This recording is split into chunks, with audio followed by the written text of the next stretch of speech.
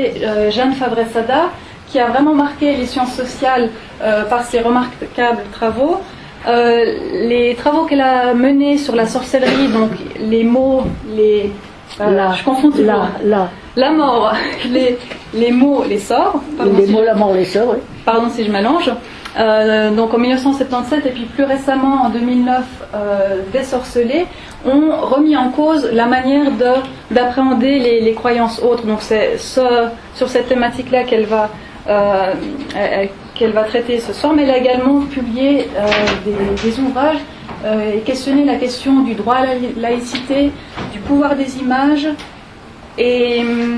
Non, c'est-à-dire l'affaire des dessins de Mahomet. Voilà. Pour lequel j'ai été enquêtée au Danemark pour raconter l'affaire un peu mieux qu'on ne l'a raconté dans la presse. Voilà. Pardon. Fabrice Clément, puis si vous voulez le programme de la semaine, donc vous pouvez vous servir à l'accueil, à la réception ou à la cafétéria. Donc juste deux mots parce que merci d'être venus aussi nombreux, on est super contents. Donc au nom du centre de sciences cognitives, là le nouveau centre neuchâtelois de recherche, on est très très heureux, Louis Saussure et moi, de vous recevoir ici, et grâce à vous, aux amis du musée, grâce au musée, grâce à M. Gonzette qui nous a régalé tout à l'heure en plus. Donc merci beaucoup. Je vais juste dire deux mots pour ceux qui peut-être, c'est presque impossible, mais on n'aurait jamais entendu parler de Jeanne. Pas possible. Ouais, c'est pas possible. Je sais que c'est pas possible. Mais en fait, pour ceux qui ne le sauraient pas, vous avez ce soir dans la salle une des plus grandes anthropologues, sans vouloir vous caresser dans le sens du poil, on n'a pas vraiment besoin. Ce soir, vous n'allez pas nous jeter quelque sort que ce soit, j'espère. Mais vraiment une œuvre extrêmement importante. Pour prendre une image vraiment très simpliste, c'est un petit peu comme si Beckham venait tirer des tirs au penalty là sur la Maladière, quoi. C'est vraiment quelque chose de très très important pour au penalty, c'est bon.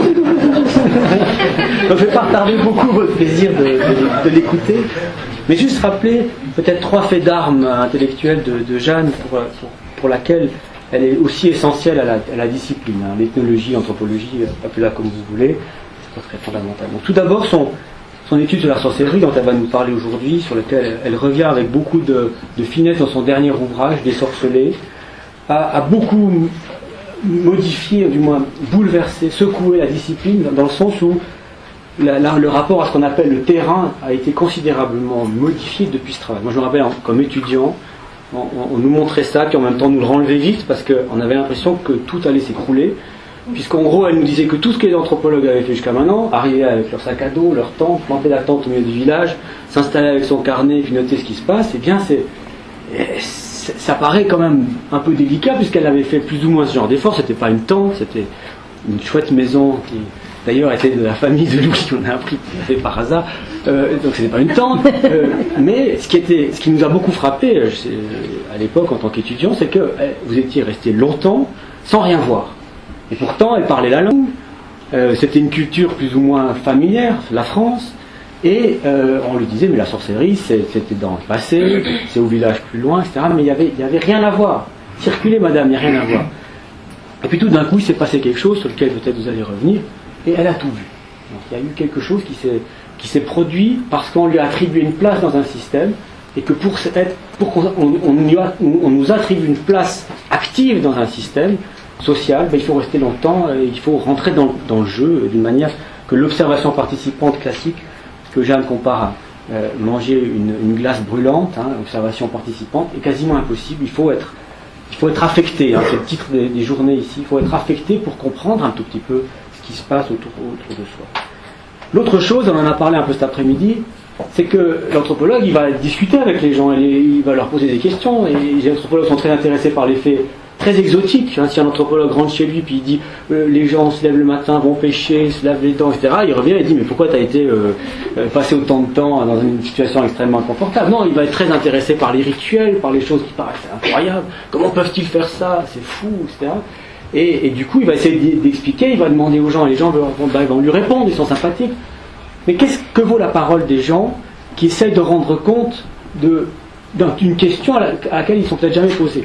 Un autre neuchâtelois célèbre, Jean Piaget, a un peu fait ça avec les enfants, en leur posant des questions du genre mais pourquoi le soleil se lève Et les enfants, il lui sortait une réponse que Piaget a qualifiée d'animiste, et il a dit, ben voilà, les enfants sont animistes jusqu'à tel âge. Mais oui, il s'était jamais posé cette question, il était déjà bien sympa d'y répondre. En plus, les traités d'animistes, c'est quand même pas très charitable. Bon, Piaget, par la suite, est beaucoup revenu là-dessus, mais bon, voilà, c'est du coup un rapport à la parole qui est très... qui est à rediscuter, et que Jeanne, je crois, nous aide beaucoup à rediscuter. La dernière chose, après je me tire, c'est une redéfinition un grand partage cette fois-ci au sein de l'anthropologie. C'est un grand partage entre d'un côté les anthropologues sociaux et de l'autre côté les anthropologues culturels. Les anthropologues culturels, ils s'intéressent aux mythes, ils s'intéressent aux légendes, ils s'intéressent aux rituels, aux systèmes de pensée. Et puis les anthropologues sociaux, ils arrivent, ils regardent les systèmes de parenté, les types de relations qu'il y a entre le frère, la sœur, du cousin, du père, avec qui peut se marier, etc. Quel type de système social, à quel type de système on a affaire. Et il y en a qui font les deux, mais souvent il y a une sorte de séparation. Et ce que nous montre très bien, et je pense qu'aujourd'hui elle va y revenir aussi, c'est qu'il faut passer par une compréhension du système social, d'un système d'interaction, d'un système de place, pour comprendre aussi comment certains types de pensées locales se mettent à exister et peuvent prendre dans un terreau social.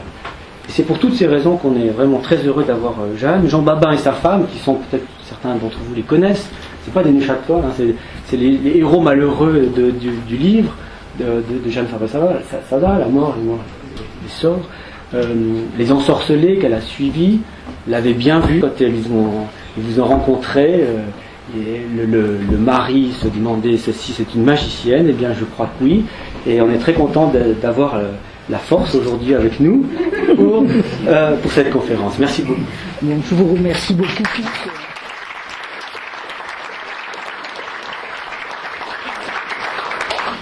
Je vais rester au moins un moment debout parce que sans ça j'ai l'impression que vous êtes sur ma tête et c'est difficile pour moi.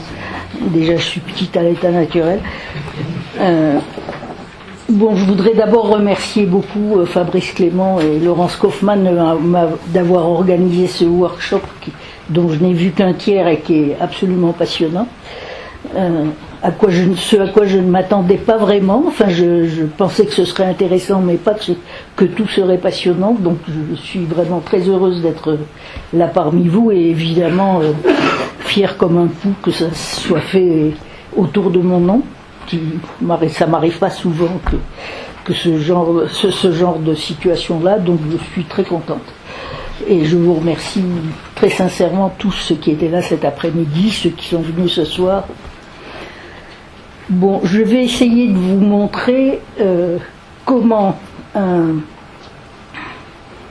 un fait dit ethnographique, concerné d'autres gens, loin de nous, qui pensent des choses auxquelles nous n'adhérons pas, comment ils sont au même moment en train de parler en même temps de quelque chose qui nous concerne au plus haut point, et c'est pourquoi certains de mes lecteurs qui venaient pas du tout de pays à sorcellerie, qui étaient donc plusieurs étaient des chercheurs ou des universitaires, me demandaient que je les désorcelle. Voilà, j'essaye seulement de vous montrer je sais pas, une institution sociale ce que j'appelle, moi je l'appelle le désorcellement, parce que ce qui est la raison d'être du système, c'est ça, c'est qu'il y aura quelqu'un qu'on appellera le désorceleur qui arrêtera les malheurs répétés. Bon. Alors, d'après les paysans du Bocage, il existe parmi nous les gens honnêtes, vertueux, civilisés, il existe parmi nous des êtres humains, vous m'entendez là ? Des êtres humains en apparence tout aussi ordinaires, mais foncièrement dissemblables. Ils sont de simples paysans comme nous, ils vivent dans notre voisinage depuis toujours, nous les connaissons bien, mais ils sont secrètement obsédés par l'envie dévorante de s'approprier nos forces, nos biens, nos vies. Ils ont trouvé le moyen, on ne sait pas comment, d'obtenir une force anormale, surnaturelle, qui leur permet de jeter des sorts sur les bêtes, les gens et les biens de notre domaine.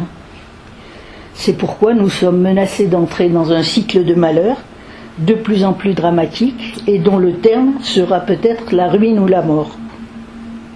En effet, nous, les gens civilisés, vertueux, honnêtes, nous n'avons pour nous défendre qu'une force ordinaire, celle de tout un chacun, qui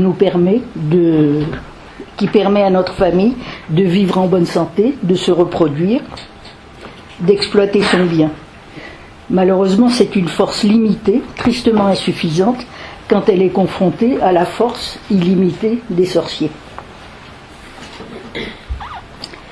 Quand un ethnologue enquête sur les représentations et les pratiques magiques, il présuppose que ses interlocuteurs, les indigènes, comme on disait à l'époque coloniale dans l'anthropologie, que ces interlocuteurs croient dur comme fer à ce genre de choses, que leur conviction est stable, qu'il existe une ligne de séparation, séparant nettement la population générale en deux lots, les croyants et les incroyants, l'ethnologue étant évidemment parmi les incroyants. Mon travail montre que cette ligne n'existe pas, ou bien qu'elle est intérieure à chacun d'entre nous, ethnologue ou indigène, et que de toute façon, elle ne cesse jamais de se redessiner, y compris dans le fort intérieur de l'ethnologue. Au total, à la fin d'une enquête, la seule différence qui subsiste entre le chercheur et ses enquêtés tient à l'autorité de la tradition sorcellaire locale pour les gens du bocage, laquelle, si on prend le temps toutefois, comme je l'ai fait d'ailleurs, d'en étudier l'histoire et les modalités actuelles, se révèle éminemment plastique et sujette à réinvention. Dans Des sorcelets, un chapitre porte sur la sorcellerie au XIXe siècle et au XXe, c'est-à-dire à un siècle d'intervalle, tout ce qui a bougé dans le même système de pensée. Quand je suis arrivée dans le bocage, j'ai commencé, comme on nous dit de faire en anthropologie, j'ai commencé par faire le tour des notables, parmi lesquels, bien sûr, les prêtres catholiques. Tous condamnaient avec fermeté les croyances nécessairement fausses des paysans, sans s'aviser qu'eux-mêmes, les prêtres et leurs fidèles, tenaient pour vrai le scénario absolument extravagant du salut chrétien. Les notables indifférents à la religion le tenaient pour au moins estimable en raison des services qu'il aurait rendus à la civilisation occidentale. Or, ce scénario nous raconte quoi ? Qu'un certain jour, précisément daté, l'Éternel Tout-Puissant, par une méthode qui doit demeurer un mystère, a procréé un fils avec une certaine vierge qu'on connaît, on sait où elle est, elle-même conçue sans péché. À l'âge de 33 ans, ce fils hybride est mort crucifié sous les yeux des vrais habitants de Jérusalem, pour ressusciter 3 jours plus tard, vraiment. Il est alors monté au ciel, où il siège à la droite de Dieu, car là-haut, on connaît aussi nos repères terrestres, il y a une droite et une gauche, et Dieu est organisé dans l'espace. Et il redescendra vivre parmi nous avant la fin des temps. Bon, on pourrait continuer évidemment longtemps, mais pour les religieux du bocage, pour les fidèles, mais aussi pour les autorités universitaires de la région, le scénario du salut chrétien pouvait certes être questionné, mais il ne souffrait aucune comparaison avec les idées indigènes sur la sorcellerie, paysannes sur la sorcellerie. D'après ces autorités, être catholique n'empêche pas d'être moderne, tandis qu'il faut être arriéré pour croire au sort. Toutefois, les paysans, d'ailleurs catholiques, tous, que je rencontrais jour après jour, étaient exactement aussi modernes que nous, les autres Français, et d'une façon générale, ils étaient très semblables à nous, les autres Français. Ils allaient à l'école publique, ils allaient au lycée, ils savaient manier les relations de causalité, ils regardaient la télévision tous les soirs, et même quand on jouait Ma sorcière bien-aimée, ils se marraient comme tout le monde. Bref, ils étaient des Français ordinaires qui participaient sans le savoir, comme chacun de nous, à la culture nationale. Simplement, quand ils étaient pris dans une suite de malheurs incompréhensibles, ils pouvaient s'adresser à un désorceleur pour les tirer d'affaire. C'est ce dispositif particulier du désorcellement que j'ai voulu étudier. Mon premier choix de méthode a consisté à refuser de privilégier les accusations de sorcellerie que les ensorcelés faisaient peser sur leurs supposés sorciers. J'ai préféré partir de ce qui les fondait, de ce qui fondait cette plainte, puisqu'elle précède chronologiquement l'accusation de sorcier, l'accusation d'un tel pour être son sorcier. J'ai préféré partir des malheurs répétés et incompréhensibles dont ils se plaignent. À mesure que mes interlocuteurs ont réalisé que je prenais leur plainte au sérieux, au lieu de condamner leurs convictions supposément idiotes et dangereuses, donc dès que j'ai pris leur plainte au sérieux, ils m'ont plus demandé ce que je croyais, si je croyais exactement comme eux au sort. Ça les intéressait plus. Donc, à mesure qu'ils ont vu que je prenais leur plainte au sérieux, ils m'ont révélé leur dispositif de sortie des malheurs, le désorcellement. Je ne m'y attendais pas du tout parce que dans la littérature ethnologique, qu'évidemment j'avais lue, il n'y avait pas un mot sur cet aspect central de la sorcellerie. C'est-à-dire les ethnologues allaient sur le terrain, on leur servait des histoires qu'ils trouvaient ridicules, donc ils rigolaient, puisque c'était ridicule, et ça s'arrêtait là. Et ils savaient éventuellement qu'il existait quelques vieux piquets alcooliques qu'ils appelaient piquets alcooliques qui seraient les désorceleurs, mais ils ne savaient pas ce qu'ils faisaient. Donc voilà une science descriptive qui n'a eu aucune description pendant un siècle, aucune description des pratiques, des principaux, des uniques professionnels de cette affaire-là. Maintenant, représentez-vous une ferme qui se consacre principalement à l'élevage, pas riche, mais pas misérable, exploitée par un fermier qui connaît son métier autant qu'un autre, qui boit pas plus qu'un autre, pas moins. Elle est aux prises depuis plusieurs mois avec des malheurs imprévisibles et qui se répètent sans raison. Les bêtes et les gens deviennent stériles, tombent malades ou meurent, les vaches avortent ou tarissent, les végétaux pourrissent ou sèchent, les bâtiments brûlent ou s'effondrent, les machines se détraquent, les vents ratent. Les fermiers ont beau recourir aux spécialistes reconnus, le médecin, le vétérinaire, le garagiste, etc., ils déclarent n'y rien comprendre. Tous ces malheurs sont pensés comme une perte de force pour le chef d'exploitation et de famille. C'est à lui seul que s'adresse l'annonce rituelle de l'état d'ensorcellement. Quelqu'un lui dit un jour, n'y en aurait-il pas par hasard qui te voudrait du mal. Donc on parle au chef de famille et d'exploitation. C'est lui qu'on dit ensorcelé, même si c'est sa femme qui est malade et sa vache qui est tarie.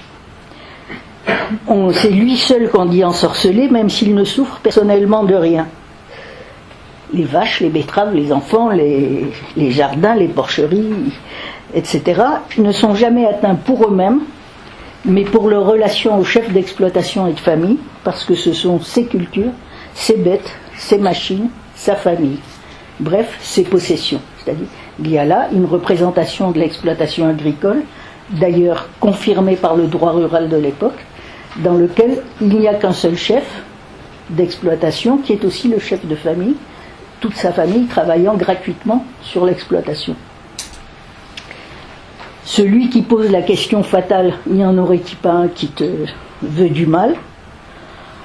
C'est souvent un ami, en tout cas toujours quelqu'un qui est passé par la même crise et qui s'en est sorti avec l'aide d'un des sorceleurs. Au nom de son expérience, il fait donc l'annonce d'un possible ensorcellement, sans doute qu'un sorcier lui rattire sa force. Le sorcier, c'est lui aussi un chef d'exploitation et chef de famille. Il est proche mais non parent de l'ensorcelé. Il est pourvu d'une force anormale, comme on dit, c'est une citation, toujours maléfique, qu'il est censé exercer en pratiquant des rituels précis, ou bien en utilisant les canaux ordinaires de la communication, le regard, la parole, le toucher. La force anormale du sorcier pompe la force normale de sa victime et constitue les deux exploitations en vase communicant, à mesure que l'une se remplit de richesse, de santé et de vie, l'autre se vide jusqu'à la ruine ou à la mort. C'est pourquoi on finit par consulter un magicien professionnel, le désorceleur, lui aussi pourvu d'une force anormale, bénéfique pour son client, maléfique pour les agresseurs de celui-ci. Une fois requis, le désorceleur mobilise sa force à l'occasion d'un rituel spectaculaire qui a pour objectif d'annuler celle du sorcier, tout en permettant à l'ensorcelé de récupérer son potentiel bioéconomique, santé, fécondité des bêtes, fertilité des terres, etc. Enfin, c'est ce qui se passe en principe. Selon les ensorcelés, ce qui y fait, c'est le rituel. Mais quand on assiste aux séances de désorcellement, comme je l'ai fait pendant longtemps, on réalise que la sortie des malheurs en série est un processus très complexe qui s'étale sur plusieurs mois, un peu comme une psychothérapie, sauf que dans ce cas-là, le psychique, le corporel, le verbal, le non-verbal, les gens, les bêtes, les machines, tout ça est pris dans un même mouvement. On pourrait dire qu'il s'agit d'une psychothérapie familiale, puisque les parents et les enfants sont là ensemble, mais ce serait une étrange psychothérapie, comme je l'ai montré dans Désorcelé, où il est autant question de porc, de betteraves, de tracteurs et de ventes, que des membres de la famille. Et des membres de la famille, on ne parle jamais de leur psychisme. On ne leur fait pas de la psychothérapie comme font les psychothérapeutes. Vous étiez jaloux de votre petit frère, etc. Donc il y a là une institution locale, le désorcellement, qui condense plusieurs éléments. Une conception de l'exploitation familiale agricole promue par l'État, dans lequel le chef de famille est aussi le chef d'exploitation. Une conception proprement locale, mais très commune au monde paysan, parce que des enfants de paysans à travers toute la France y sont reconnus, de l'indissolubilité d'une exploitation, c'est-à-dire les gens, les bêtes, les machines, les végétaux, les bâtiments sont pensés comme un seul corps, celui du chef de famille et d'exploitation. Le registre que nous appelons psychique dans la culture savante depuis la fin du XIXe siècle n'est pas distingué des registres corporels et matériels. Et enfin, on y trouve une conception de l'ensorcellement comme un conflit mortel entre des humains inégalement dotés de force et une conception du désorcellement comme mode de sortie de ces crises vitales par l'intermédiaire d'un tiers, lui aussi doté de force anormale. Donc voilà la situation à propos de laquelle je voudrais interroger la notion de croyance, parce qu'on n'arrête pas de dire partout que c'est les croyances des paysans, ce sont des croyances. Je vais interroger ainsi la notion de croyance en analysant, en disant que les bouquins, en réalité, ils disent toujours deux choses en même temps. Ils ont deux genres d'énoncés qui peuvent vous servir à 3 minutes d'intervalle. D'une part, on dit faut être pris pour y croire dans les malheurs répétés, ou encore on dit celui qui n'est pas pris ne peut pas y croire, grâce à quoi j'ai dû y être prise pour et d'autre part, on dit on y croit toujours plus qu'on ne croit. Selon la première catégorie d'énoncés, le fait d'accorder foi aux idées de sorcellerie, c'est la conséquence d'une situation très particulière. Être pris dans des malheurs répétés, c'est la conséquence et pas la cause ou le préalable. Selon la seconde, les choses ne sont pas du tout aussi simples. Cette situation particulière, être pris dans des malheurs répétés, et sa conséquence, ajouter foi aux idées sorcellaires, sont inscrites en chacun, depuis toujours, dans l'ordre des possibles. C'est-à-dire que dès sa naissance, dès qu'on assiste aux premières veillées en famille, enfin aux premières soirées en famille, on en entend parler et on sait très bien qu'on y croit toujours plus qu'on ne croit. Entre ces deux genres d'énoncés, il y a du jeu au sens où on le dit en mécanique. L'expression désigne un défaut d'articulation entre deux pièces d'un mécanisme. Cette pièce a du jeu, je dois la revisser. Ou plutôt, je pense que c'est plutôt de ça qu'il s'agit là, mais j'espère un de mes apports à l'anthropologie aura été de souligner l'importance qu'il y ait du jeu dans les institutions, qu'il y ait du jeu dans ce que pensent et ce que font les gens. C'est-à-dire le deuxième sens, c'est un espace laissé libre pour la course d'un objet. Par exemple, quand on donne du jeu à une fenêtre ou à un tiroir. Et je pense qu'il y a du jeu partout dans la vie sociale, mais que les sciences sociales s'imaginent être plus scientifiques quand elles démontrent que ça s'emboîte comme ça, que personne ne peut bouger.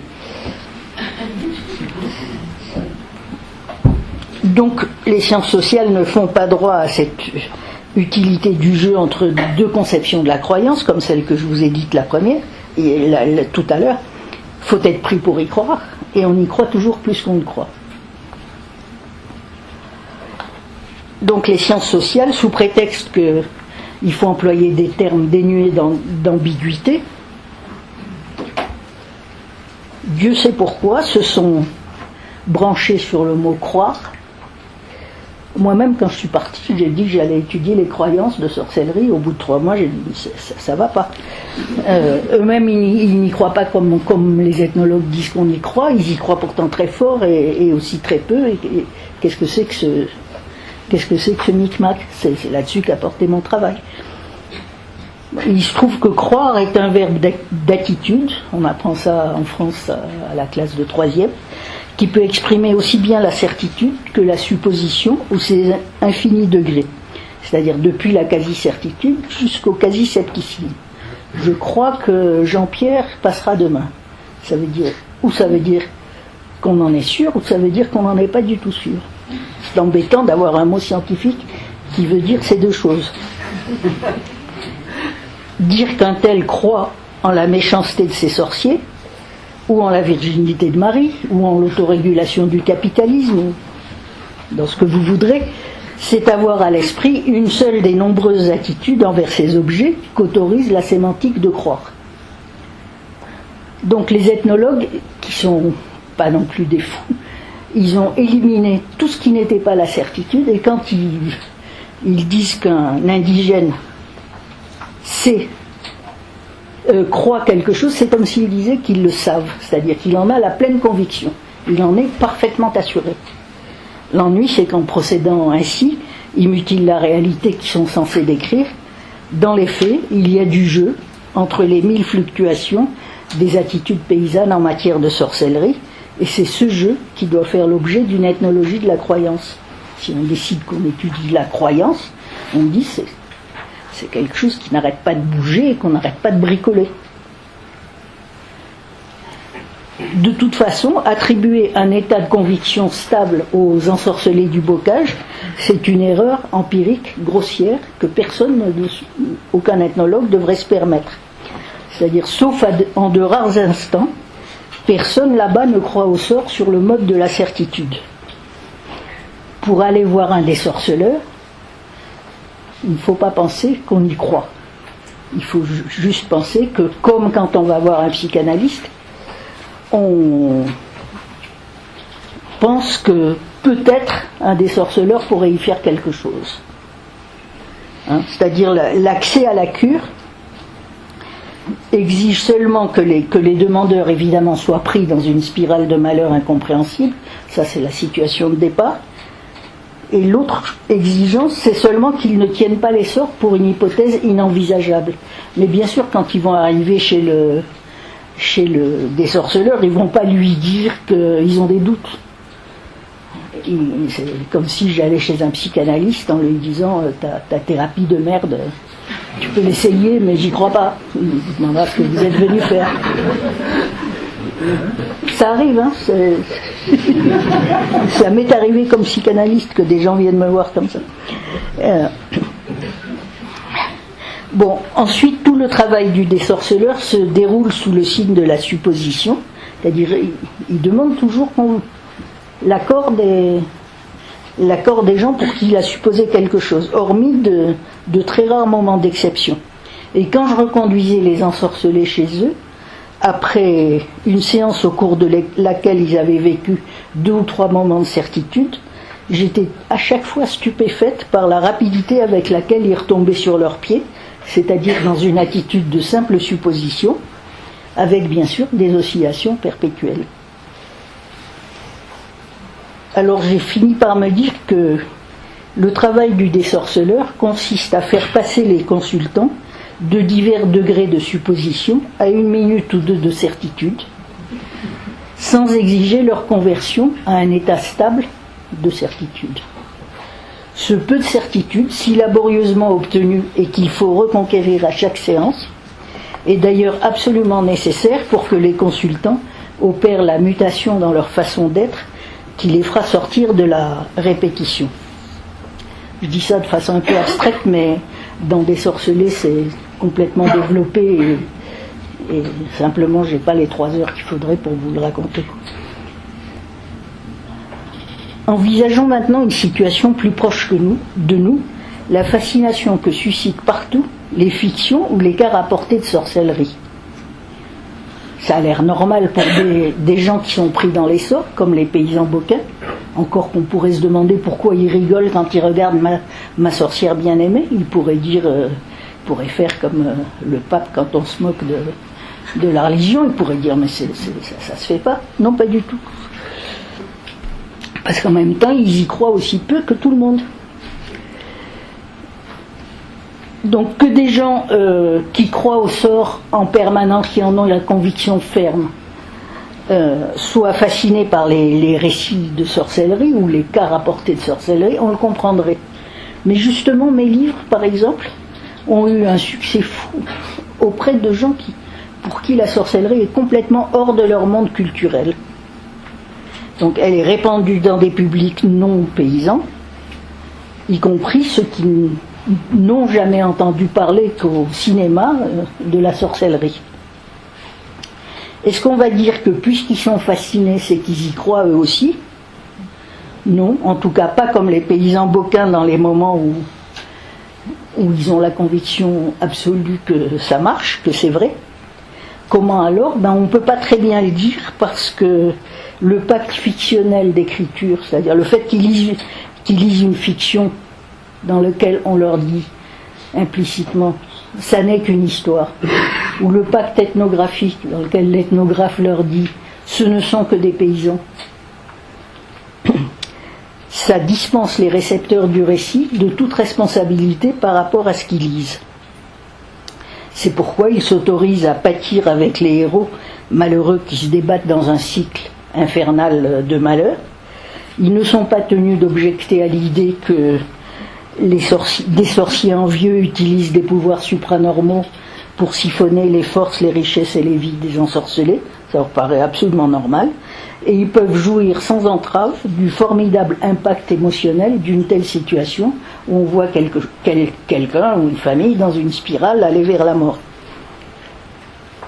Conclusion, se laisser fasciner par une évocation de la sorcellerie n'équivaut certainement pas à y croire, au sens où on aurait la certitude que le récit décrit un état réel du monde, mais ça revient à donner un certain poids à la supposition que peut-être après tout, à y croire en somme sans le savoir, et sur le mode mineur de la supposition. Et si le monde, et s'il y avait des sorciers? Selon mon expérience, rien n'est plus fragile que ces garde-fous constitués par les contrats de lecture entre auteurs et lecteurs. C'est une fiction, ce sont des paysans. Pour 2 raisons. D'une part, parce que les idées sorcellaires ne sont pas avant tout des affirmations sur l'état du monde ou sur la nature des êtres qui le peuplent. Leur raison d'être aux idées sorcellaires, c'est une stratégie, c'est de soutenir une stratégie pour sortir du malheur répété et incompréhensible. C'est pourquoi j'ai pu parler d'une thérapie sorcellaire.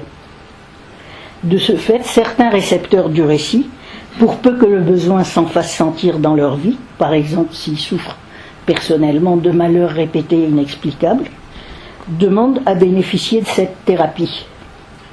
Les uns m'écrivent pour me demander les coordonnées de ma désorceleuse ou d'un autre spécialiste magique que je pourrais leur recommander.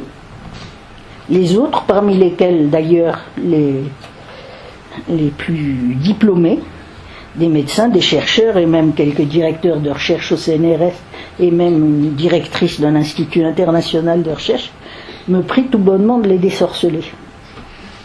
Ce que je ne fais pas, je le dis tout de suite. Je n'ai pas de clientèle. Conclusion, n'importe quel malheureux, confronté à une incompréhensible répétition des malheurs, quelle que soit sa culture et son niveau d'éducation, peut adhérer au scénarii sorcellaire du bocage. Deuxième raison, les idées du bocage traitent à leur façon particulière, traitent aussi des exigences universelles de la vie en société.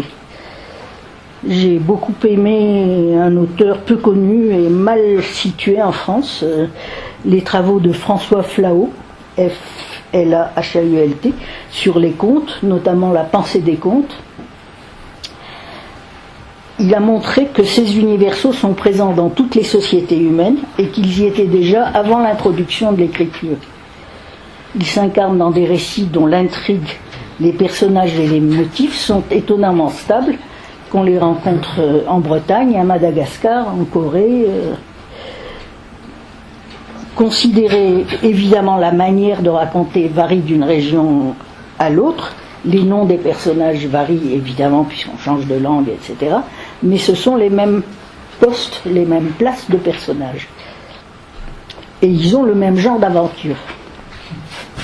Considérés dans leur globalité, les contes témoignent du travail nécessaire pour que les clauses du contrat social soient rappelées à tous, adultes et enfants, une génération après l'autre.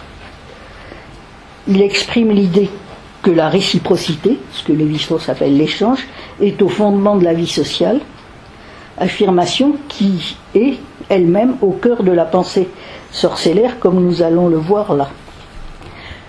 En effet, si on réduit la sorcellerie, c'est pas moi qui vous... Non, je suis tellement petite, pourquoi se poser ces questions idiotes? Réduite à son noyau, au petit nombre d'idées indispensables pour qu'on puisse parler de sorcellerie, la pensée sorcellaire oppose certains fondamentaux de l'interaction sociale à leur possible transgression par le sorcier. Évidemment, elle exprime seulement le point de vue des victimes, les ensorcelés et de leurs champions, les désorceleurs, et les sorciers présumés ne parlent jamais. Ils ne sont jamais les énonciateurs sur le terrain non plus. C'est-à-dire, si je vais voir quelqu'un qui est accusé de sorcellerie, d'abord je ne vais pas le voir parce qu'il sait déjà que j'ai vu ceux qui l'accusaient, mais enfin, si je le voyais sans avoir vu quelqu'un d'autre et qu'il a été accusé de sorcellerie, il me dira toujours qu'il n'y croit pas. Et que ce sont des abrutis, des arriérés, etc. Donc, les sorciers présumés, par définition, sont muets sur la sorcellerie. Et en général, l'ensorcelé dans la vie, comme dans mes tableaux, se présente comme un être respectueux des règles de la réciprocité, tandis que son adversaire serait un transgresseur systématique de ces règles de réciprocité. Donc je vous présente ça dans un tableau. On peut lire ce tableau soit horizontalement, soit verticalement. Si on le lit horizontalement, on voit que les ensorcelés se définissent par rapport aux sorciers par des couples de traits antagonistes. L'occupant d'une case quelconque se tient exclusivement sur le trait concerné. L'ensorcelé n'est que bonté, tandis que le sorcier n'est que méchanceté, au dire de l'ensorcelé évidemment. Si on veut parler en termes de logique formelle, il y a un rapport de disjonction entre les cases d'un même niveau, c'est-à-dire c'est deux choix différents. On est dans le registre de ou bien ou bien. Par contre, si on fait une lecture verticale de tous les niveaux, chaque ligne verticale, ensemble vertical de cases définit l'être total de chacun de des intéressés. Il est fait de l'addition des cases de la colonne qui sont pour chaque être dans un rapport de conjonction, c'est-à-dire que l'ensorcelé à la fois a une force normale et dans le bien, etc. Par exemple, au niveau 1, on a ou bien la force anormale ou bien la force normale. L'ensorcelé dit qu'il ne dispose que d'une force humaine, qu'il investit sa famille et sa ferme avec des forces humaines, avec sa Tandis que le sorcier a une force anormale qui s'exprime, elle, sans médiation ni délestage. Il veut quelque chose, ça arrive. Niveau 2, c'est le bien ou le mal. On est d'un côté ou on est de l'autre. L'ensorcelé prétend se conformer aux seules exigences du bien au point de tendre l'autre joue. Tandis que le sorcier, dit l'ensorcelé, n'aime que le mal et raisonne en cynique. Pourquoi jouerait-il la comédie du bien puisque sa force anormale lui permet d'obtenir la récompense que visent les gens vertueux, c'est-à-dire le succès. Niveau 3, ou la limitation ou l'illimitation. L'ensorcelé, c'est toujours « Monsieur, ça me suffit ». Il se contente de son lot, il inscrit ses désirs dans les bornes du monde commun, où coexistent des êtres ontologiquement semblables, et dotés chacun d'une force limitée dont l'origine est identifiable. Il a telle richesse, il a telle force musculaire, il a tant de bétail, etc. Au contraire, le sorcier, on le décrit comme jamais comblé, comme doté d'une avidité infinie pour les biens d'autrui, même s'il n'en a aucun besoin. On dit qu'il vit dans un monde où il n'y a pas de place pour deux, le monde de la complétude sans borne. Et à cet effet, il se branche sur la force anormale qui est elle-même sans limite, qui n'a pas d'origine ni de fin. Niveau 4, ou bien le visible ou bien l'invisible. Les biens, la force et l'activité de l'ensorcelé sont étalés au grand jour, il n'a rien à craindre, ces bêtes dorment dehors, tandis que les maléfices du sorcier sont invisibles comme l'est sa force anormale. On ne la repère que par les effets terminaux qu'elle produit, c'est-à-dire ma vache est parie, c'est qu'il est passé hier, cette nuit, ou quand je dormais. Pourtant, elle transite par les canaux de la communication ordinaire, le plus souvent le regard, la parole et le toucher. Niveau 5, l'un a tout pâtir, c'est-à-dire il n'est que souffrir, et l'autre est tout agir. L'ensorcelé ne sait que pâtir, il se comporte comme une proie, se bornant à déplorer les dégâts produits dans son domaine par la force anormale du sorcier. Alors que le sorcier se présente, selon l'ensorcelé évidemment, comme un prédateur activiste, toujours avide des biens, de la santé et de la vie d'autrui. Il serait le maître du mal, de la vie, de l'action, une espèce de Satan, s'il n'était lui-même assujetti par sa force, qu'il astreint à ne jamais cesser de faire du mal. La lecture verticale des colonnes, l'une après l'autre, indique l'enchaînement des différentes options sur un seul des partenaires. En gros, ça dit tout humain qui veut et qui fait le bien, dont les désirs s'inscrivent dans un monde à partager avec d'autres,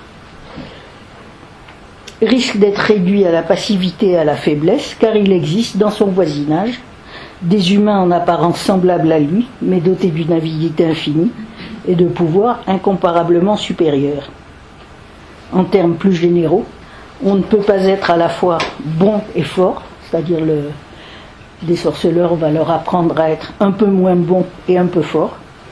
On ne peut pas être bon et actif, bon et prospère, bon et à terme vivant, dès lors qu'existe une force anormale à laquelle certains seulement ont accès.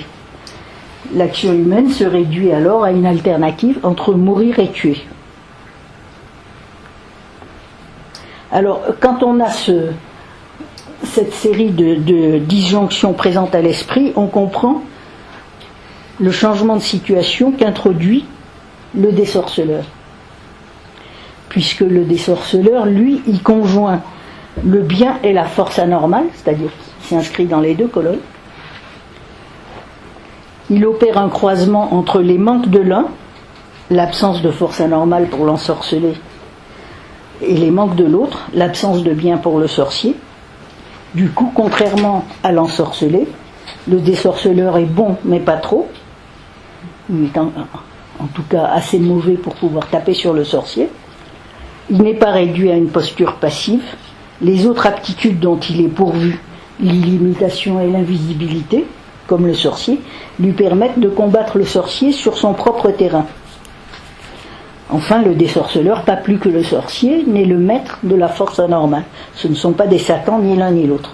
Tous les deux disposent, par exemple, du sorcier, on dit, le bon Dieu n'en veut pas et le diable non plus. C'est-à-dire, il ne mourra jamais. C'est pas qu'il est immortel, enfin, il est immortel exactement. C'est-à-dire, personne ne veut de lui après la mort, et donc on est obligé de le supporter. Les désorceleurs, ils peuvent dire, je suis malade. Ça ne fait pas tomber leur réputation. Donc tous les deux disposent d'une certaine quantité de force, c'est ce qui va leur permettre de se mesurer sans qu'on puisse prévoir d'avance qui sera le vainqueur. Donc je vous dis ça dans des termes très abstraits parce qu'on n'a pas le temps d'en lire plus, mais c'est en s'appuyant sur son hybridité que le désorceleur va croiser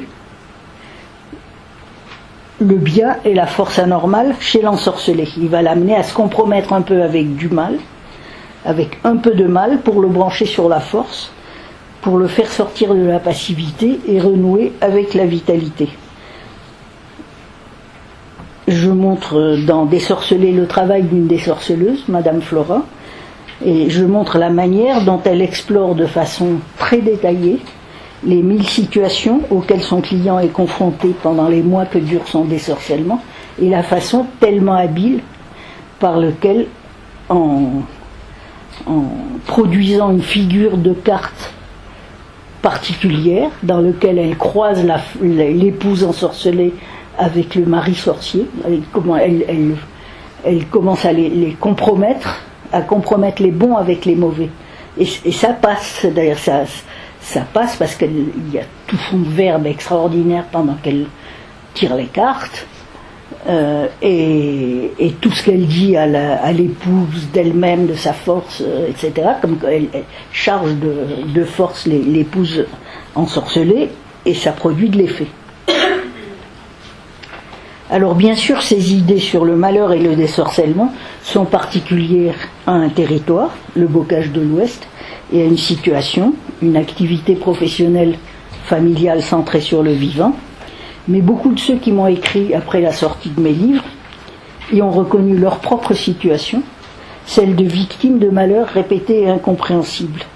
Ils ont très bien compris que malgré telle bizarrerie locale, dans lesquelles ils n'entraient pas nécessairement, la pensée sorcellaire formule certains universaux de la vie en société, et ils me demandaient de prélever dans mon expérience d'ethnologue le programme d'action dont ils avaient besoin pour se rétablir. Quelle que soit leur tradition culturelle, les victimes de malheurs répétés et incompréhensibles peuvent donc adhérer à certains éléments au moins de la sorcellerie boccaine. Des gens qui ont la mort aux trousses n'ont pas les moyens de faire des chichis avec les différences culturelles. Ils cessent de considérer les paysans ensorcelés comme des sauvages, et ils n'ont aucun mal à se reconnaître dans les représentations sorcellaires. Ils écrivent ils me reprennent des passages très nombreux de Lémo, la mort, les sorts ou Corps pour corps, en me disant comment ça raconte leur propre histoire. Le fait que le noyau de cette pensée ne sépare pas la morale et l'ontologie, ni la psychologie, c'est-à-dire qu'elle met tout ensemble, de la morale, de l'ontologie, de la psychologie, suscite en eux l'espoir fou d'une reconstruction de soi et du monde qui puisse faire échec à la répétition dont ils se sentent victimes. De là, ils sautent sans transition à ce qui leur importe le plus, l'effet du désorcellement, la sortie des malheurs. Ils comprennent ou pas ce que le désorcellement fait, c'est de les obliger, les contraindre sans qu'ils s'en aperçoivent, à fonder, à puiser dans le fond d'illimitation, c'est-à-dire aussi le fond de haine et d'agressivité, source de la force que chacun d'entre nous possède en soi. Ils comprennent très bien qu'il se passe quelque chose comme ça dans le désorcellement, mais ils ne savent pas comment s'y prendre, et ils me demandent de le leur faire, comme ça ils n'auront pas à le savoir. C'est-à-dire, c'est ce qu'ils ne veulent pas savoir parce qu'ils veulent conserver les avantages de la moralité et de la civilité, et c'est ce que le désorcellement Boquin les dispense de savoir, car Madame Flora ne dit jamais aux gens, quand ils commencent à devenir assez agressifs pour se défendre, soyez des salauds. C'est bon d'être des salauds, c'est bien d'être des salauds. Elle dit non, vous vous défendez, vous êtes dans la légitime défense. Vous le faites parce que c'est votre droit. Alors, d'une façon plus générale, je pense que la sorcellerie Boquin institue d'un même mouvement un soupçon fondamental sur la fragilité du contrat social et en même temps une méthode pour le consolider par cette activité perpétuelle qu'est le désorcellement, qui reconstruit soit le groupe, les familles, etc. Réalité d'ailleurs précaire. Un désorcellement, ça peut marcher, ça peut ne pas marcher, ou ça peut marcher un temps et puis ça marche plus. Hein, mais l'ordre social aussi, ça marche un temps et puis ça marche plus. Le bocage a suscité une culture qui nourrit un espoir modeste quant à la solidité du social et qui l'appuie sur une ontologie minimale. C'est-à-dire, au lieu de ces mondes enchantés que nous racontent les anthropologues, avec leurs pensées luxuriantes et leur forêt de symboles, comme dit Turner, la sorcellerie Boquin suscite avec 4 bouts de ficelle une réflexion fondamentale sur la disjonction entre la force et le bien ou la vie, problème qui ne concerne pas seulement les sociétés du bocage. Voilà, je voulais vous montrer ça. Cette pensée qui a l'air tellement incrédible, tellement impossible, en fait elle contient, comme toutes les pensées, des secrets essentiels de la vie en société.